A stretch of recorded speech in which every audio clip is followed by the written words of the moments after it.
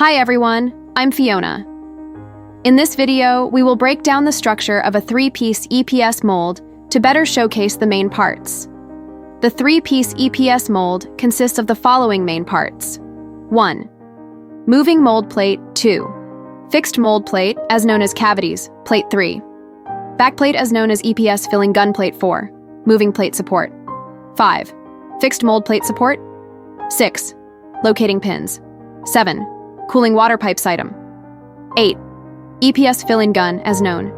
EPS feeder 9. EPS ejector 10. Cooling water connections. 11. Male mold cavities. 12. Female mold cavities.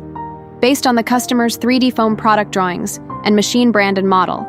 As a professional EPS mold manufacturer, we can provide 3D EPS mold drawings for customer confirmation of all sizes before production and manufacturing.